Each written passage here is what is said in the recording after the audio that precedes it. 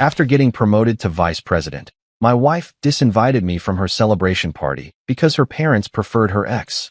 I packed my bags during the party. What she discovered next changed everything. The invitation arrived on a Tuesday on cream cardstock with gold embossing that probably cost more than most people's weekly groceries. I held it up to the light filtering through the kitchen window of our brownstone in Beacon Hill, Boston, reading the elegant calligraphy for the third time. The Westbrook Capital Annual Investment Gala. Black tie required. At the bottom, in smaller print, Ryan Caldwell, guest of Lauren Westbrook, Chief Operating Officer. Guest, not partner, not husband of 5 years. Guest. I placed the invitation on our granite counter and poured myself another cup of coffee, its bitter taste perfectly matching my mood. Through the window, I could see Mrs. Patel across the street watering her petunias with the dedication of a woman who had nothing better to do than watch the neighborhood drama unfold. She caught my eye and waved. I waved back, knowing she had probably noticed the expensive paper in my hand from 50 feet away. "Are you up early?" Lauren said, entering the kitchen in her silk robe, her hair already perfect despite having just woken up. She moved with the controlled grace of someone who had spent years climbing the corporate ladder in designer heels. "I could not sleep," I replied, without mentioning that she had come home almost at midnight once again, claiming another emergency board meeting. In 5 years of marriage, Westbrook Capital had apparently experienced more emergencies than a hospital emergency room. She poured coffee into the delicate porcelain cup she insisted on using. Never regular mugs like normal people. "Did you get your tuxedo cleaned for tonight?" Tonight. Lauren sighed, the kind of sigh she made when explaining something to someone she considered intellectually inferior. "The gala. I told you about it weeks ago." She took a sip of coffee, observing me over the rim of the cup. "I took back the invitation. Is that right? Where I am listed as your guest." "Well, technically you are. It is not like you work for the company." "No, I just run my own fintech startup. Small potatoes compared to moving other people's money around." "Do not be dramatic." Lauren checked her phone, already switching into work mode. "Victor specifically asked that spouses be included this year. It will be a very important evening." Victor Lang, Lauren's boss. The Golden Boy CEO who had taken the reins of Westbrook Capital 3 years earlier and transformed it into Boston's most prominent investment firm. 45 years old, never married, from an old money family, and endowed with the kind of predatory charm that made mature women forget they were slightly married. "How thoughtful of Victor," I said. Lauren did not detect the sarcasm or chose to ignore it. "He has been incredibly supportive of my career. Did I mention he is recommending me for the director position?" She had mentioned it about 50 times in the past month, usually when explaining why she had to work late once again, attend another weekend strategy session, or fly off to another client meeting that seemed to require a lot of new lingerie. "That is great. Lauren, really." She kissed me on the cheek, her expensive perfume lingering. "I have to go. Do not forget, 7 o'clock sharp at the Fairmont Qley Plaza Ballroom." After she left, I sat in our kitchen surrounded by the trappings of success we had built together. The brownstone in Beacon Hill, the imported fixtures, the art we had carefully selected during weekend gallery visits back when we actually spent weekends together. Everything was perfect, everything in its place, everything slowly rotting from the inside. I opened my laptop and started typing, bringing up the dummy corporation files I had carefully built over the last 11 months. Phantom Holdings, Meridian Capital, Boston Bay Investments. Each a carefully crafted legal entity. Each holding shares of Westbrook Capital purchased through intermediaries and blind trusts.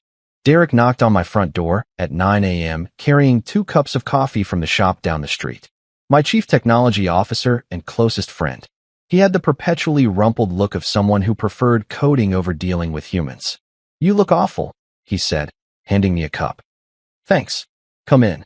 We went into my home office where I had 3 monitors displaying various corporate filings, stock purchases, and legal documents. Derek whistled softly. "Damn, Ryan, this is really happening." 51% as of yesterday, I confirmed. It took almost a year, but I hold the controlling interest in Westbrook Capital, and Lauren has no idea. None. She thinks I am just the handbag husband they drag along to corporate events. Derek sat down, studying the screens. "What is the endgame here?" I opened another file. This one contained photographs, hotel receipts, and credit card statements. Justice. The photos were grainy but clear enough. Lauren and Victor entering the Ritz-Carlton on dates matching her client meetings. Lauren and Victor at a restaurant in Cambridge on a night she claimed to be visiting her sister. Lauren and Victor in the lobby of a New York hotel during a conference that, according to my research, did not exist. How long have you known? Derek asked. I suspected it for months, confirmed it 6 weeks ago when I hired Morgan Riley. Morgan was a private investigator, a former investigative journalist who had lost her job when the newspaper industry collapsed. She had a nose for scandals and no qualms about following people involved in inappropriate relationships through hotel lobbies. And tonight, I smiled for the first time in weeks. Tonight, I stopped being the guest and start being the boss. The rest of the day was spent in meticulous preparation. I reread my speech, confirmed the press kits would be ready, and made final calls to ensure every piece was in place. At 5 p.m., I put on my tuxedo, the same one I wore to our wedding 5 years earlier. It still fit perfectly. Lauren came home at 6:30 p.m., rushing upstairs to change. She came down 25 minutes later in a black designer dress that probably cost more than most people's monthly salary. She looked stunning, which made what was about to happen even more satisfying. You look beautiful, I said, and I meant it. Thank you. She checked her reflection in the hallway mirror one last time. Ready? I have been ready for months. The Fairmont Copley Plaza Ballroom was everything you would expect from Boston's elites trying to impress each other. Crystal chandeliers, gold leaf accents, white-gloved waiters carrying champagne that cost more per bottle than minimum wage workers earned in a day. The city's financial elite mingled in small groups, discussing market trends and vacation homes with the casual indifference of people who never had to worry about money. Lauren immediately started working the room, introducing me to colleagues as my husband Ryan, with the same tone she might use to mention an accessory. I played the part to perfection, the slightly awkward spouse who did not quite belong, smiling politely while the real players talked business. Ryan, right? A thin man with wire-rimmed glasses held out his hand to me. Jordan Hayes, Lauren's assistant. We spoke on the phone. Jordan had been feeding me information for 6 weeks. Although Lauren ignored him, his loyalty, like most things, had been bought at fair market value. Nice to finally meet you in person, I said. Likewise. Jordan glanced around the room. This should be an interesting evening. Victor Lang was holding court near the stage, surrounded by admirers and sycophants. He was everything central casting would order for a corporate villain. Silver hair, expensive suit, the kind of smile that never reached his eyes. When he spotted Lauren, his face lit up with a genuine warmth, the kind of expression he had never shown me in 3 years of corporate parties. There is my star, Victor said, taking Lauren's hand and holding it a moment too long. You look absolutely radiant. Thank you, Victor. You remember my husband, Ryan. Victor's handshake was firm, his eye contact direct. Of course, the tech entrepreneur. How is business? I cannot complain, I replied, though I imagine it is nothing compared to what you do here. We have had a good year, Victor said with false modesty. Of course, a large part of that success is due to Lauren's brilliant work. Lauren beamed under his praise like a flower turning toward the sun. Victor is too generous, not at all. Actually, I was hoping to discuss some exciting developments with you later. They exchanged a look that lasted exactly 3 seconds too long. I felt my jaw clench involuntarily. Well, I said, I should let you two talk business. I will just be the supportive spouse in the corner. I walked away before either could respond, heading to the bar where I ordered a neat whiskey. The bartender was young, probably paying his way through college, and he poured with the careful attention of someone who could not afford a mistake. Tough crowd, he asked quietly. You have no idea. From my position at the bar, I had a perfect view of the room. Lauren and Victor had moved closer together, their conversation animated and intimate. Rachel Bennett, Lauren's mentor and best friend at the company, joined them, creating a tight triangle of conspiracy. At 8:30 p.m., Victor stepped onto the stage to welcome everyone and introduce the evening's agenda. He spoke with the practiced ease of someone used to being the center of attention, making jokes that were not funny but got laughs anyway, because he was the one telling them. Before we begin tonight's presentation, Victor said, I want to recognize the outstanding work done by our team, particularly our Chief Operating Officer, Lauren Westbrook, whose innovative strategies have contributed significantly to our growth this year. Applause filled the room. Lauren stepped forward, accepting Victor's kiss on the cheek with a smile. But then something happened that made my heart pound for an entirely different reason. As Victor leaned in, their interaction appeared far too intimate, and she whispered something that carried clearly in the acoustics of the ballroom.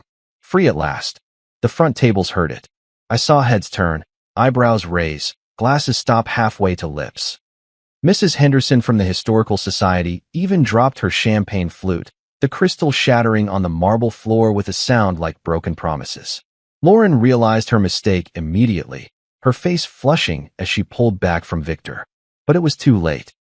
The damage was done, the words hanging in the air like smoke from a fire just starting to burn. That was when she saw me. I was no longer at the bar. I was walking toward the stage, straightening my cuffs, my expression calm and focused. The crowd began to murmur as I climbed the steps. Victor's confident smile faltered as he realized something was happening that was not in his script. "Ladies and gentlemen," I said, taking the microphone from Victor's suddenly limp fingers. "Thank you for that warm welcome.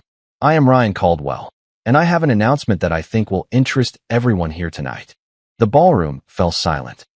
Lauren stood frozen, her champagne glass trembling in her hand. Victor had lost his politician's smile, replaced by something that looked suspiciously like panic. "You all know me as Lauren's husband, the +1 who is invited to these events out of politeness. But what you do not know is that over the last 11 months, through a series of carefully structured acquisitions, I have become the majority shareholder of Westbrook Capital." The silence stretched for exactly 3 heartbeats. Then Lauren's champagne glass slipped from her fingers, exploding against the floor in a shower of crystal and liquid. "I now own 51.1% of this company," I continued, my voice carrying clearly through the perfect acoustics of the ballroom, "which makes tonight less of a celebration and more of a corporate restructuring." The room erupted, voices rising in confusion and excitement. Board members grabbed their phones, and the reporters who were covering the event as a society piece suddenly realized they had a real story. Victor stepped forward, trying to regain control. "I think there has been a misunderstanding." "No misunderstanding, Victor." I gave him the kind of smile a shark might give a seal. "Though I suspect there will be several resignations submitted before the night is over." The ballroom had transformed from an elegant gathering into a corporate battlefield in the span of 30 seconds. Board members huddled in urgent conversations, their voices creating a buzz of anxiety that seemed to vibrate through the crystal chandeliers. I remained on stage, watching the chaos unfold with the satisfaction of a conductor whose orchestra was finally playing the right notes. Lauren had recovered enough to climb the steps of the stage. Her face was a mask of controlled fury that I knew intimately from 5 years of marriage. "Ryan, what are you doing?" "What I should have done months ago," I replied without lowering my voice. The microphone picked up everything, broadcasting our conversation to the entire room. "Taking control of my investments." "Your investments?" Victor had found his voice, though it cracked slightly on the second word. "This is insane. You cannot just—" "Actually, yes I can." I pulled a folder from inside my tuxedo jacket. The papers I had carried like a talisman all evening. "Shell companies are perfectly legal, Victor. Meridian Capital, Phantom Holdings, Boston Bay Investments, all legitimate entities that have been buying shares of Westbrook Capital for the better part of the year." Jordan appeared at the bottom of the stage carrying several boxes, which he began distributing to the stunned audience. "Press kits," he announced cheerfully, courtesy of the new majority shareholder. I watched faces change as people opened the folders, their expressions going from confusion to shock, and then to something approaching horror.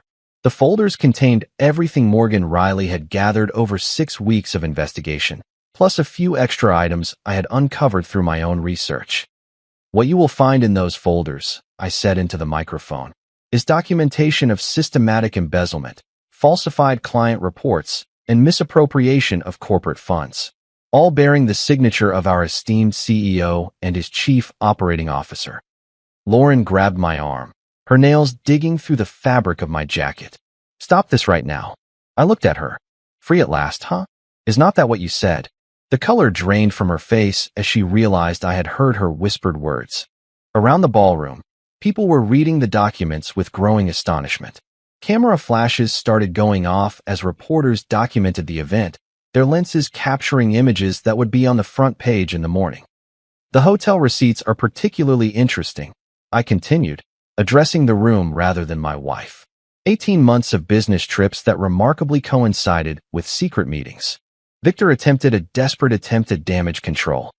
This is a personal vendetta. A bitter husband trying to destroy his wife's career because she was involved in moving money from the company she works for.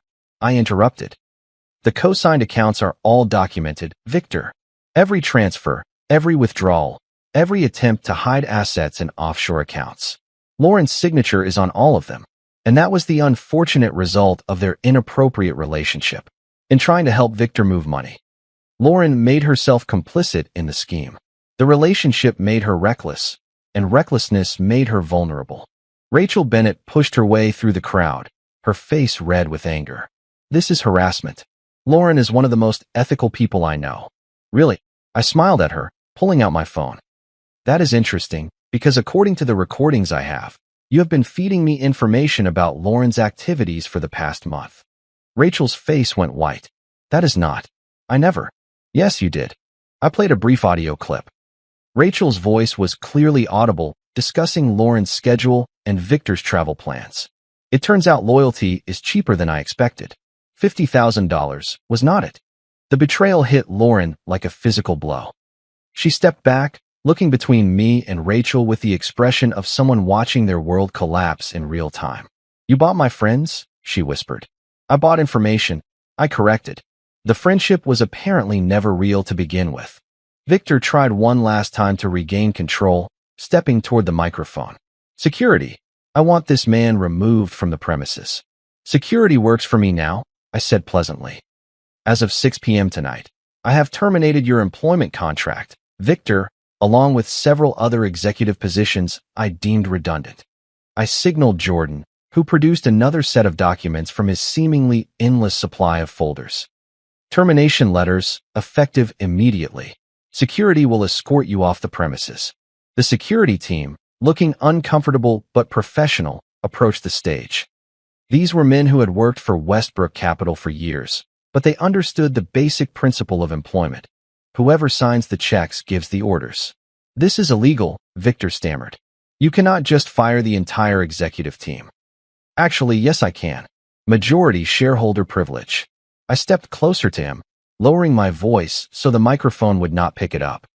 Did you really think you could take from a company and cross boundaries with employees' spouses without consequences?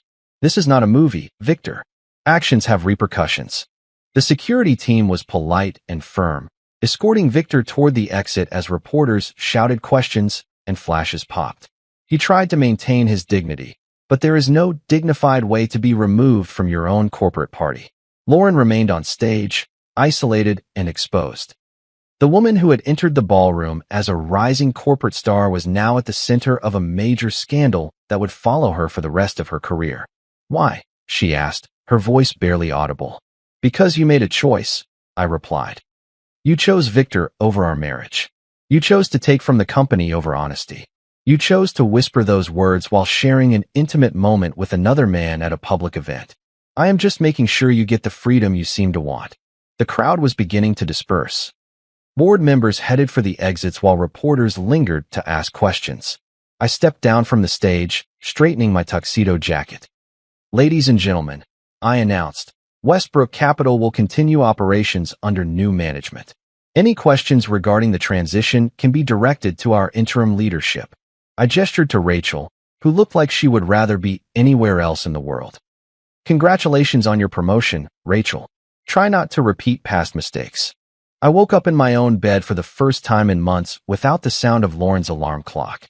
The silence was profound, broken only by the distant hum of traffic and the bark of Mrs. Patel's dog at something in the street. Sunlight filtered through windows that had not been opened in weeks, and I realized I had forgotten what morning felt like without the weight of deception hanging over everything. My phone had been vibrating since 5 a.m. Text messages, missed calls, and email notifications created a digital symphony of chaos that I ignored as I made coffee in my empty kitchen. The morning news was already broadcasting the story, featuring footage from the gala and commentary from experts on corporate governance and hostile takeovers. Local tech entrepreneur exposes major issues at investment firm scrolled across the bottom of the screen, while a financial analyst explained the legal implications of my acquisition strategy. Derek arrived at 8 a.m. with bagels and the kind of smile usually reserved for people who just won the lottery. "You magnificent guy," he said, dropping the bag on my counter. "It is all over the financial news. The stock market opened down 2 points just on the Westbrook Capital story alone. Good thing I do not plan on selling," I replied, pouring him coffee. "So, are you really going to run an investment firm now?" "I was thinking about that at 3 a.m. Short term, yes. Long term, we will see. First priority, clean house and make sure the client's money is right where it should be." My phone rang. Morgan Riley calling with her usual professional detachment. "I saw the news," she said without preamble. "Good work. Very public, very thorough. You delivered exactly what I was hired for. Always. Listen, you should know, Lauren has been trying to contact me since midnight. She wants to hire me to investigate you." I laughed, genuinely amused. "What did you tell her?" "That I do not work for people who cannot pay my retainer. Word is her accounts were frozen this morning. Funny how that works." After Morgan hung up, I reread the termination letters that had been delivered overnight.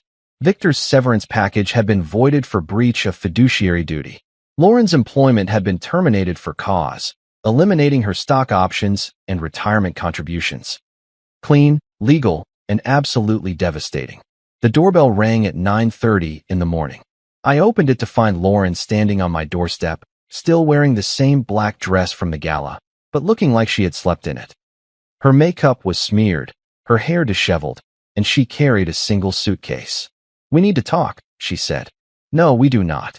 I started to close the door, but she put her hand against it. "Please, Ryan.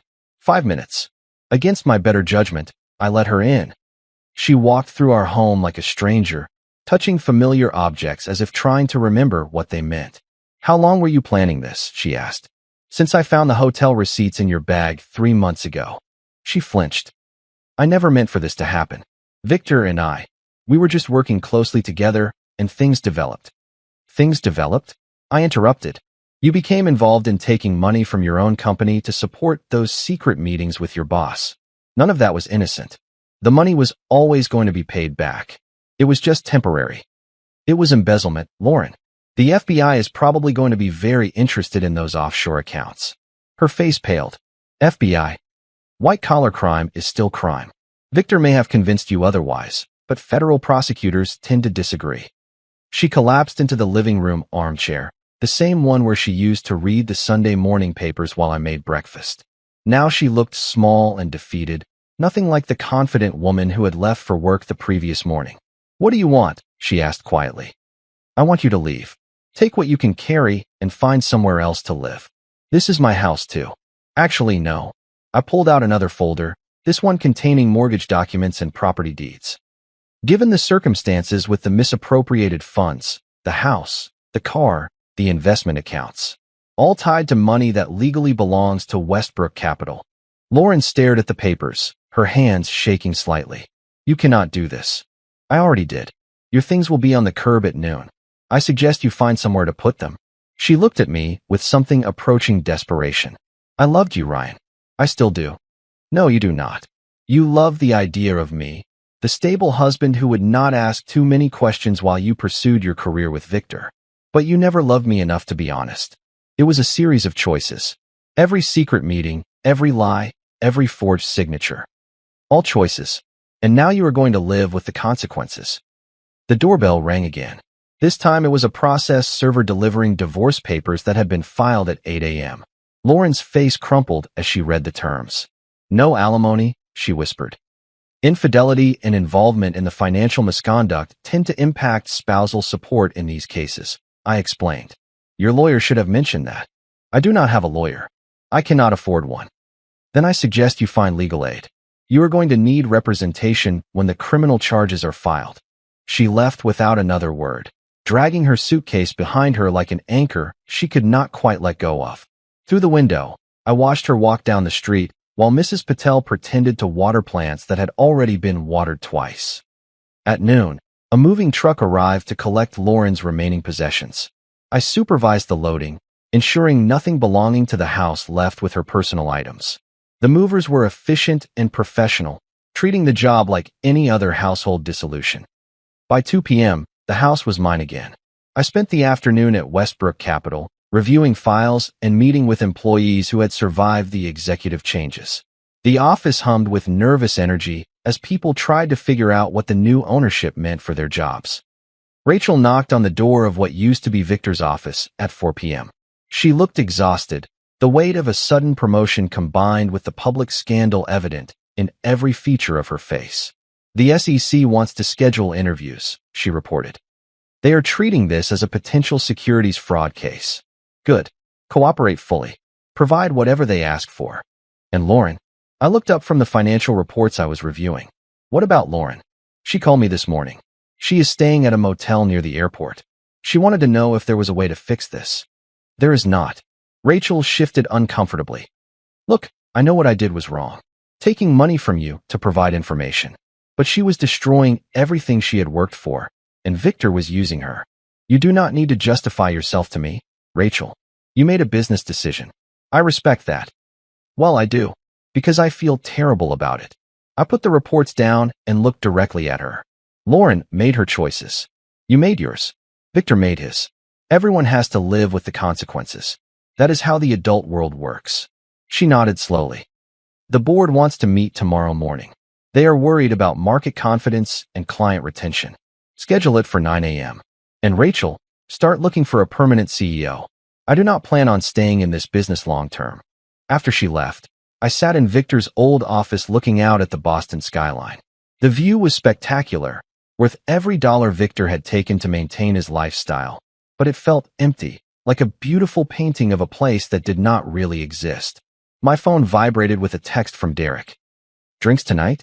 You look like you need normal human interaction. I replied, rain check. Still processing. The truth was, I did not feel victorious.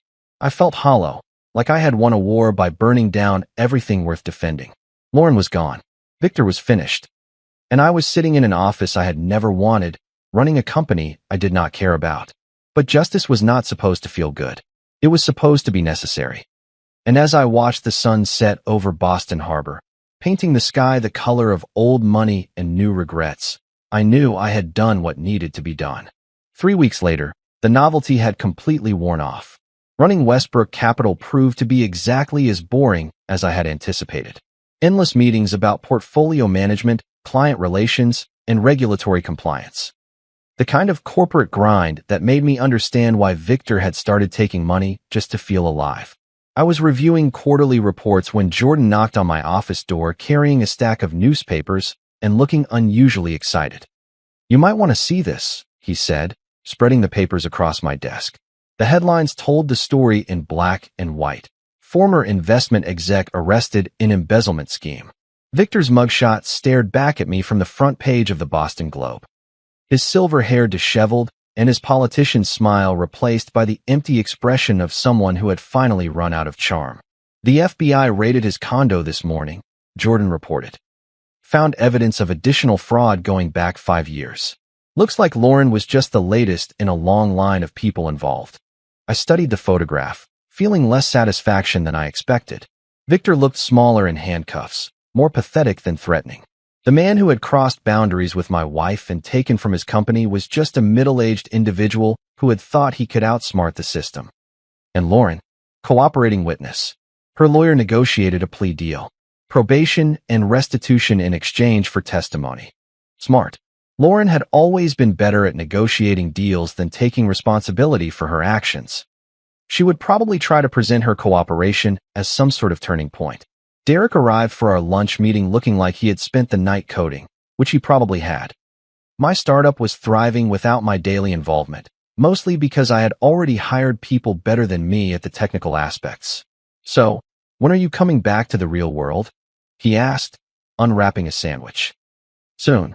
Rachel is doing a good job as interim CEO. Once the SEC investigation is wrapped up, I will probably sell my shares and go back to building actual technology. And Lauren? I had been expecting that question for weeks. What about Lauren? Have you spoken to her since the divorce was finalized? No. Are you going to?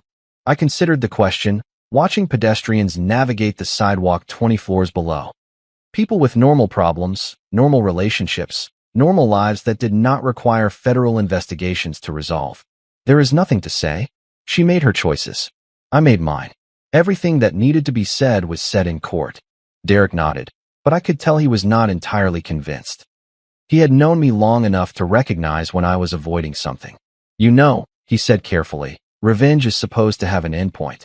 A point where you stop and move on with your life. I have moved on. Really?